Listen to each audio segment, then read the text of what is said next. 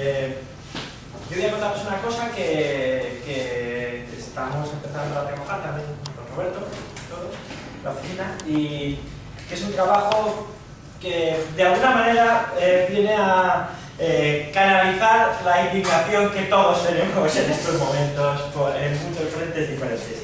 Pero tiene que ver con Berlusconi. ¿Cómo pensar en Berlusconi no tanto como una persona solamente, no tanto como, digamos, algo que es éticamente fácil de localizar y tampoco como el origen único de todos los males, sino realmente como la cabeza visible de un montón de transformaciones coordinadas que de alguna manera han transformado el contexto sociotecnológico en el que nos estamos moviendo todos desde hace muchos años. Creo que una forma de empezar a hablarlo, bueno, como decía Elena, es un trabajo que estamos empezando a hacer ahora, o sea que tampoco hay mucho, voy a hablar muy poco tiempo, pero me apetecía mucho poder quedar aquí para poder discutirlo y ver un poco qué os parecía y qué puntos veis que se puede trabajar más, qué líneas se os ocurren. Bueno, lo primero es, hay una idea bastante general que es pensar que primero llega una tecnología nueva y entonces el mundo se transforma con esa tecnología. O sea, llegan los teléfonos móviles y entonces todos empezamos a hacer otras cosas. Llega la televisión y todo el mundo cambia, pero en realidad no es tanto así. O por lo menos yo creo que es más productivo pensar cómo de manera, digamos, coordinada, una serie de transformaciones terminan generando contextos novedosos o haciéndolos evolucionar. Pero digamos que no hay nada que es previo, sino que esas transformaciones solamente se pueden dar en la interacción de muchos factores y también de muchas tecnologías. Esto es la RAI.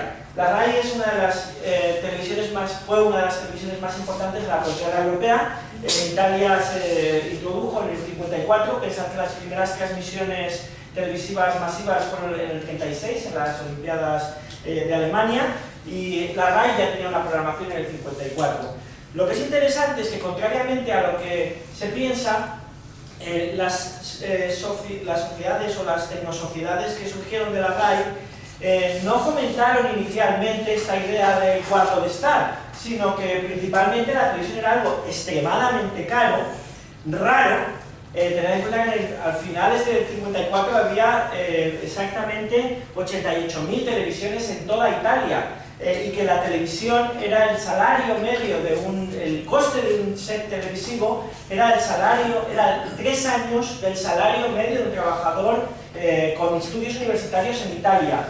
Las televisiones eran algo caro que aparecían en sitios muy concretos, concretamente en bares, en clubs culturales, en iglesias.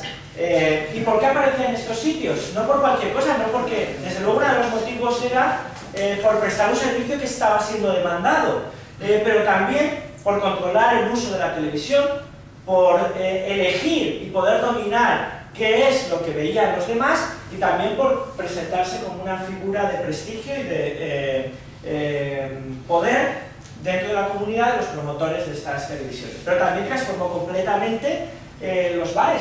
Por ejemplo, hacía que hubiese que estar en silencio y que hubiese que estar mirando en una dirección. Podéis ver, por ejemplo, una de las transformaciones de los muebles en los bares inicialmente, y dinámicas nuevas como lo de cállate, que no oigo, no sé qué, súbelo, todas estas cosas que mucha gente ha estudiado y ha seguido. Bueno, también hay una cosa que es interesante.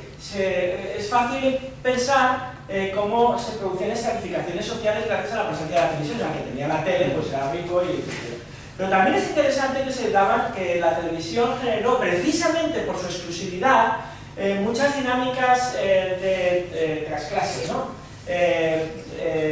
Porque precisamente surgieron, por ejemplo, eventos novedosos como invitar a los vecinos a ver la tele, que por supuesto era un poco irritante y todo el mundo tenía que decir, ¡ay, qué bien, qué suerte tenéis que tenéis la tele!, pero estaban allí encontrándose. O sea que también había una transversalidad social producida por la exclusividad de la televisión que de alguna manera es importante para entender lo que supuso Berlusconi, o digamos no Berlusconi, pero una serie de transformaciones que han venido después. Lo interesante también es que en la posguerra europea, claro, como han dicho muchísima gente, en realidad también ganaron los fascistas. Y que la ganaron los fascistas en buena medida, y se ven cosas como que la televisión se convirtió en una herramienta centralizada, una herramienta vertical que los gobiernos nacionales utilizaban, entre otras cosas, por ejemplo, para difundir imágenes del cuerpo y para promoverlas, describirlas, pero por supuesto había todo tipo de subversiones. Pero la centralidad, digamos, la verticalidad, el dominio de los gobiernos nacionales de los contenidos y su uso como herramientas de conformación colectiva, desde luego estaba ahí. También estaba su subversión, por supuesto. Y su subversión era muchas veces súper graciosa, claro. Como el programa, bueno, los que habléis italiano me perdonéis, Glasia o la Doppia, que es algo así como doble o nada, ¿no? Algo así me parece. Hay versiones en todos los países y es típica. Son estos programas de preguntas que trae gente popular, digamos, ordinaria, y que llega al programa y hace preguntas muy especializadas. Si ganan, recibían verdaderas fortunas, el equivalente en la época a $4.000 de aquella época, que supongo que sería una fortuna, y que si acertaban podían llevarse el dinero o seguir apostando y duplicar en cada nueva pregunta el premio que recibían. Pero hay casos bastante interesantes, como el de Paola Bolognani, que con 18 años era un personaje tan singular porque era una estudiante de filosofía experta en fútbol, y siendo una mujer a la que apodaron la Marilyn del fútbol, y que generó, bueno, ganó muchísima pasta, bueno, no voy a meterme en detalles, pero que, por ejemplo, hizo visible en un momento determinado, en el momento de ganar tanto dinero, la televisión movió la cámara, como siempre, para buscar quién estaba alrededor, y apareció su madre y se descubrió que era lo que llamaron entonces una hija ilegítima. Y se hizo visible que todos estos programas de difusión de las familias, de no sé qué, de tal, constructivas, en realidad la propia televisión generaba también sus subversiones.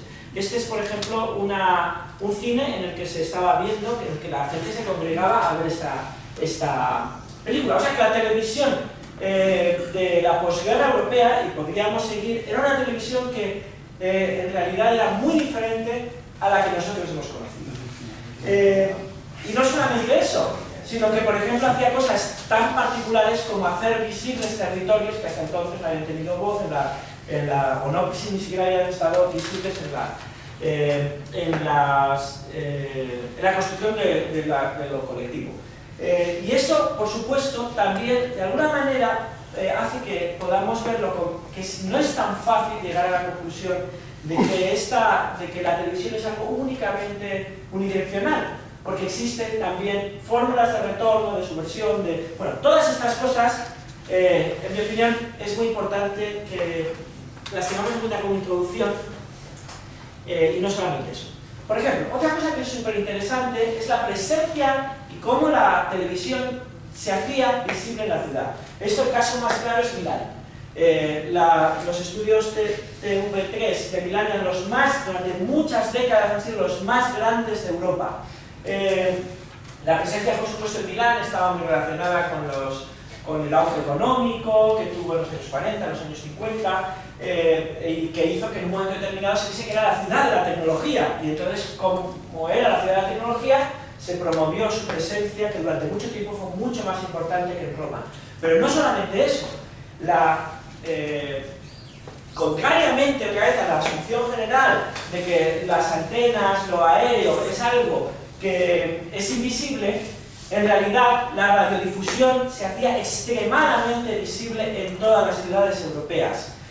La presencia de las antenas, la repetición del icono de la antena en las programaciones, lo recordáis en todos los telediarios, aparecía la bola del mundo, la antena, no sé qué, era algo que de alguna manera estructuraba también la experiencia cotidiana de la ciudad. Pero no solamente eso, se hacía a través de una imagen muy clara, estaba relacionada a lenguajes arquitectónicos, por ejemplo, muy concretos, los de la modernidad. Los edificios y las antenas de la RAI en Milán fueron rediseñadas, redecoradas, transformadas por Gio Ponti, que en su momento era el diseñador, no sé qué sería el equivalente en este momento, porque ya no existe eso, pero desde luego Era mucho más importante que Philippe Stark en sus años de importancia. Pero no solamente eso. Es importante ver la importancia que han tenido las televisiones nacionales en la conformación de Europa como un territorio de cierta conexión. Tened en cuenta que en la Unión Europea de la Radiodifusión, lo que comúnmente llamamos Eurovisión y conocemos principalmente por estos festivales tan divertidos, es anterior, es de 1950, anterior a la... fue el origen realmente de las televisiones nacionales. O sea, primero se firmó el acuerdo y luego empezaron ya realmente a crecer las televisiones nacionales, era parte de esta organización de la posguerra europea, y fue 4 años, me parece, 2 años anterior al Tratado del Carbón y del Acero, que todo el mundo reconoce como el origen de la Unión Europea que conocemos ahora. Pero yo creo que es mucho más justo reconocer el origen de la Unión Europea en Eurovisión, que además está muy relacionado con lo que empieza ahora. Berlusconi. Aquí llegamos a 1961.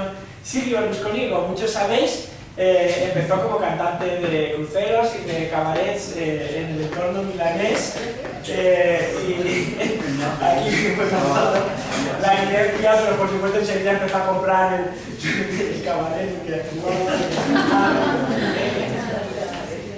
bueno, lo que es muy interesante es que el primer negocio de Berlusconi no fue la televisión, no fue la política, eso es muy circunstancial. El primero es el urbanismo.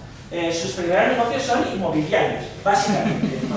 Y lo primero que hizo en 1961 fue fundar Edilnor, que es una empresa, como el nombre indica, que es completamente sospechoso, no sé qué, pero es realmente una empresa de promociones inmobiliarias. Y esta es, por ejemplo, la promoción que hizo en 1961 y 62, que es unos 4 bloques de apartamentos en vía al Chiatti, y que fueron financiados por el jefe de su padre que trabajaba en un banco, y Berlusconi, que debía tener mucha labia y debía ser muy seductor en ese momento, pues convenció al jefe de su padre para que era el dueño del banco Rossini, para que le diese el dinero necesario para hacer esto. Pero en estas promociones vivían 4.000 personas y se vendieron bastante bien. Pero en realidad lo que a nosotros nos interesa es Milano Tue. Milano Tue es esta organización de aquí. Probablemente todos hemos visto 1000 veces Milano Tue sin saberlo, pero es el origen de las ciudades, lo que se ha llamado durante mucho tiempo la ciudad satélite. Y en realidad coincide además con el desarrollo de los satélites y con la televisión satélite. Pero no se llama por eso satélite, aunque debería, porque el centro de Milano Tue es el Palacio de los Cisnes, todo es una frontera, pero bueno, ahí vamos en serio. El Palacio de los Cisnes está alrededor del lago de los Cisnes, este de aquí, en el que hay, por supuesto, un hotel NH, está considerado una residencia de ejecutivos, y todo esto de aquí es la sede central de Fininvest. Fininvest es la empresa de inversiones que es dueña de Mediaset, ahora mismo también de Edilnor, de la empresa Promotora, de Publitalia, de todo este de Mondadori, que es todo este conglomerado urbanístico, futbolístico, mediático, periodístico, novelístico, si queramos, que no acabaría. O sea, en realidad no hay un solo diagrama de todas las empresas que forman parte de este conglomerado. Nosotros estamos intentando hacerlo ahora, claro, pero bueno, ya me lleva mucho tiempo y eso nunca acaba. Esta es la pinta que tiene Milano Tue. Como veis, está rodeada por campo. Tiene una línea de acceso en esta carretera rápida, y lo que podéis ver es que hay más o menos una circulación perimetral y una gran zona, sobre todo verde, con edificios de ladrillo rojo con cubiertas a 2 aguas o algo parecido. Una especie de urbanización, como tantas otras, completamente vulgar, que hemos conocido muchísimas, por supuesto, en los últimos años, que fue diseñada por 3 arquitectos que en su momento se consideraban que eran brillantísimos, Ragazzi, Hofer y Posa, y fue publicada en las revistas de arquitectura más importantes del momento.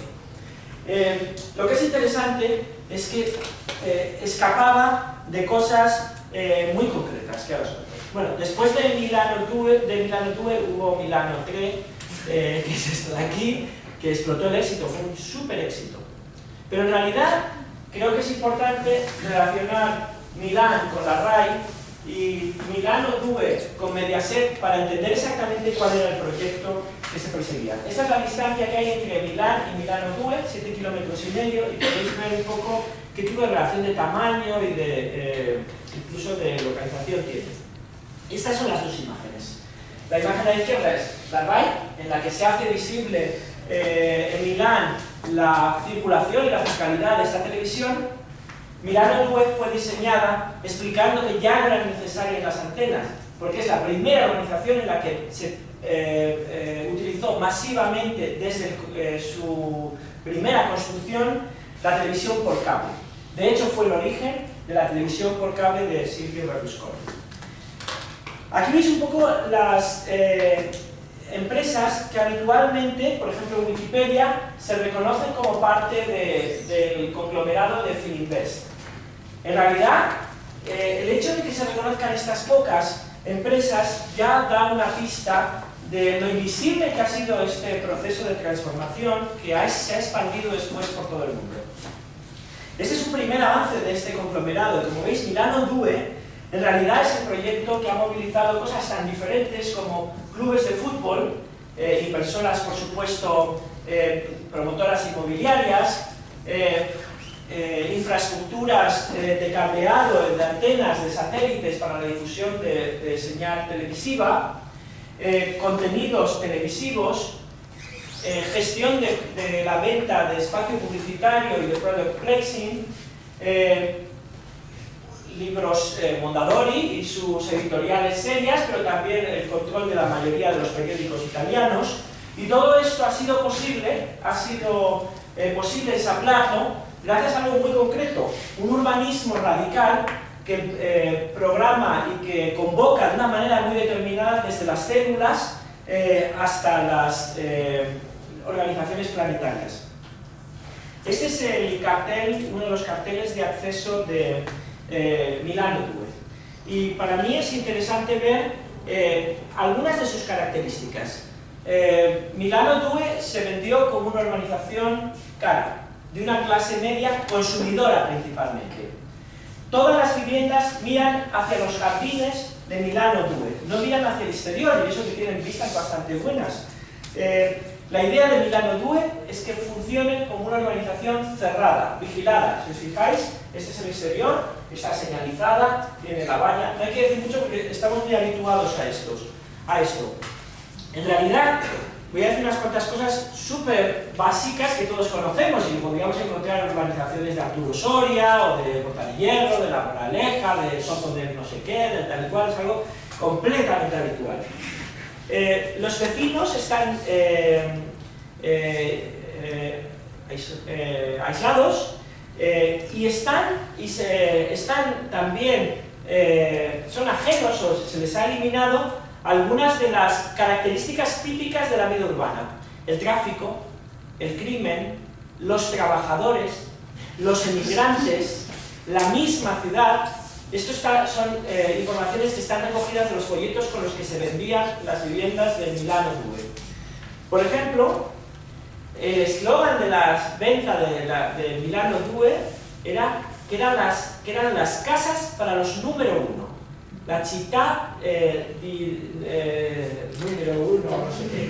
Pero la ciudad de los que eran realmente exitosos. En realidad esto perseguía una cosa muy concreta: convocar y aislar de los entornos urbanos y de la interacción urbana a aquellos que tenían más posibilidades de consumir. Otras cosas que eran muy importantes es que se vendían como casas para jóvenes familias. Otra cosa que era muy importante es que los bloques no eran altos, porque eso estaba desacreditado, pero tampoco eran unifamiliares, porque eso hacía muy caro la infraestructura de la televisión por cable. Otra cosa que era muy importante es que eran de ladrillo rojo, porque el hormigón blanco estaba estigmatizado como experimentos de vivienda social en Italia en ese momento. Otra cosa que era muy importante es que tenían cubiertas con tejado, que era en realidad lo que relacionaba a la gente con la vida natural, rural, tal, y que también hacía posible que dijesen que Milano Due ya no necesitaba antenas. Otra cosa que era muy importante es que se construía en torno a un lago, y a un lago con cisnes. Otra cosa que era muy importante es que los niños podían ir andando de la casa al colegio y a la iglesia y a no sé qué, sin atravesar en ningún momento una carretera. Todo esto eran decisiones arquitectónicas muy radicales, si lo consideramos en su contexto y en la comparación, por ejemplo, de una ciudad como Milán. Todo eso no existía antes, o sea que ahora estamos muy acostumbrados. Pero estos son los eslogans. La città in campagna. Todo viene de la publicidad. Tened en cuenta que Milano Due se vendía a página completa en anuncios con la página completa del Corriere della Sera. La città in campagna, una città per vivere. Esta es buenísima. Dopo tante parole en iniziativa concreta, cierto desprecio por las palabras, y por supuesto la ciudad de los números. Estas son algunas imágenes. Es muy interesante para mí que la fuente de inspiración para esta arquitectura era la arquitectura nórdica, la arquitectura de las jóvenes socialdemocracias escandinavas, la arquitectura de Alvar Aalto, de Pietilä, de Jacobsen, de todos estos arquitectos que habían utilizado el ladrillo, los edificios no muy altos, una jardinería muy exuberante. La segunda cosa es cómo recurrían a estas visiones como casi bucólicas idealizadas de la vida rural, casi de la casa de la pradera, con la iglesia, con su valla de madera, detrás de los árboles. Esta es la imagen del lago y aquí podéis ver todas las redes de caminos peatonales. Las calles para coches están hundidas y están como 1,5 metros por debajo de la cota de las vías peatonales. En el centro, como os decía, está el lago de los cisnes con el Hotel NH y los estudios mezclados con las empresas. Esto también es una cosa interesantísima. En realidad hay una continuidad total. En la misma planta hay estudios de televisión y oficinas de inversores. Esta es la pinta que tiene el lago, este es el NH, estos son diferentes, y estos son los edificios de los platós de televisión, que a diferencia de la mayoría de los platós de televisión que habéis visto, están camuflados bajo la imagen, o que es la imagen de edificios de oficinas. Esto es, por supuesto, el aparcamiento. El aparcamiento llega hasta aquí y a partir de este momento ya todo es verde. Y por el otro lado están los campos. Esto es, por ejemplo, el edificio de Mondadori, que está diseñado por Niemeyer. Bueno, y para avanzar un poco, hay otra cosa que es fundamental para entender esto, que es la acción de lo que primero fue Publitalia, que después saltó a ser, por ejemplo, Publispaña también, en el momento en que desembarcaron aquí con las televisiones privadas, y que ahora mismo es Publieuropa. Una de las grandes innovaciones que hizo Mediaset y el conglomerado de Fininvest fue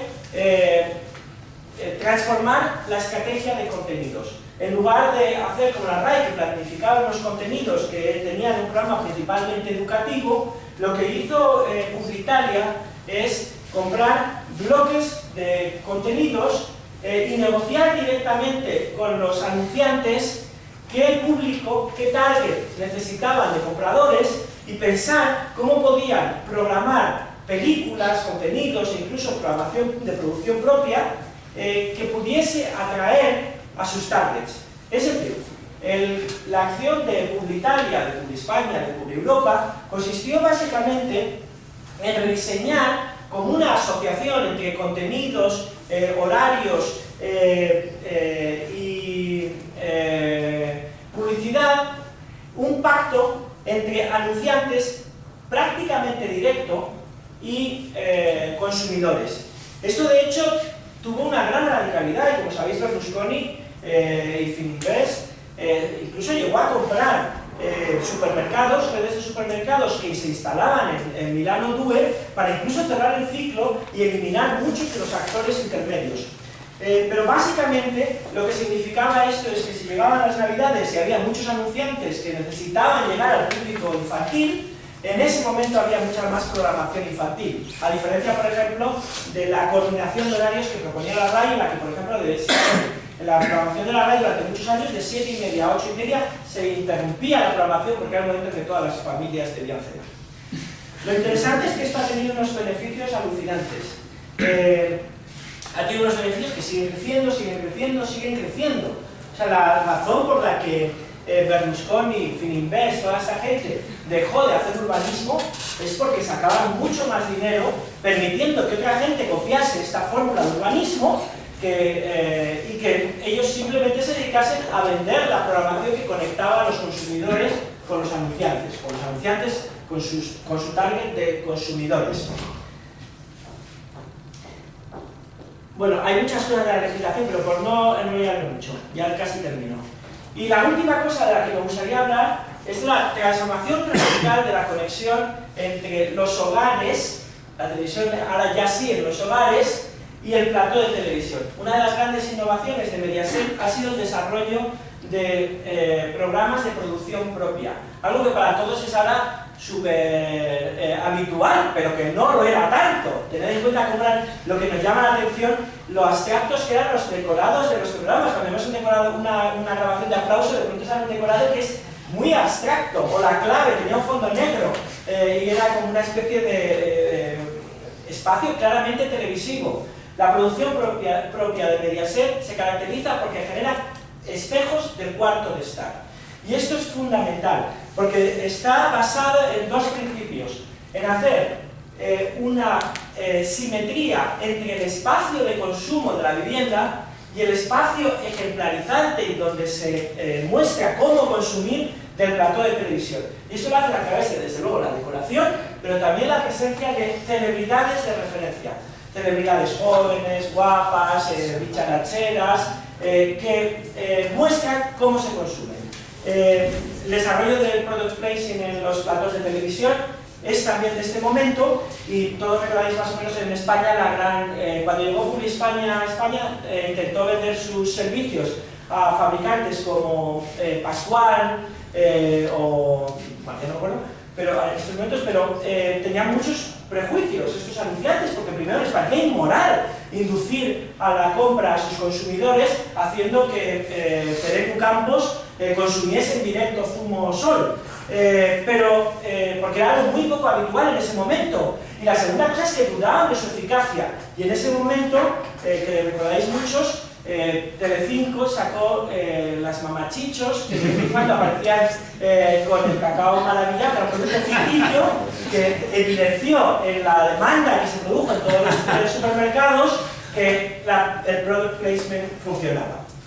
Esto se ha llevado hasta el extremo en situaciones en las que ya no solamente se hace un espejo de digamos, del cuarto de estar como espacio social, sino de los espacios de intimidad, muy parecido a la socialización de los espacios de intimidad que mostraba Roberto antes, e incluso a una traducción en términos casi domésticos y de pelea doméstica de la política.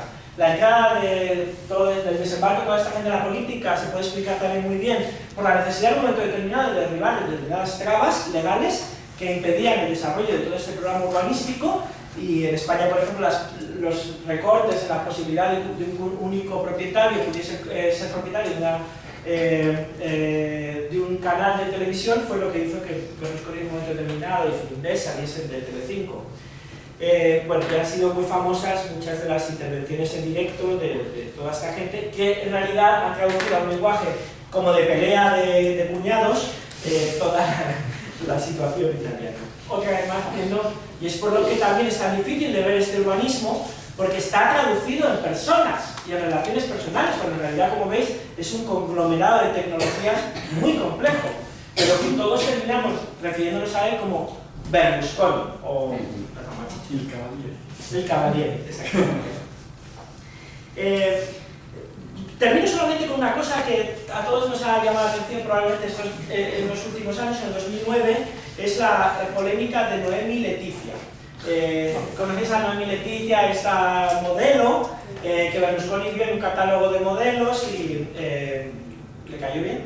Y le dio conmigo. Después de toda esta polémica, es muy interesante unas declaraciones que dio al canal británico de televisión, por supuesto, todo vuelve a la televisión, sale y vuelve a la televisión, el Channel 4, en la que decía algo bastante curioso. I would like to be on TV or perhaps run for office. En mi opinión esto es súper interesante porque lo que está diciendo Leticia es, bueno, a mí me gustaría, ¿qué es lo que tú querrías hacer ahora que has llegado a ser una celebridad? Bueno, pues obviamente me gustaría o estar en la televisión o dedicarme a la política. Para mí esto es muy interesante y yo creo que podría haber añadido algo más, que es, me quiero dedicar al urbanismo. Pero en cualquier caso sí lo estaba haciendo. Gracias.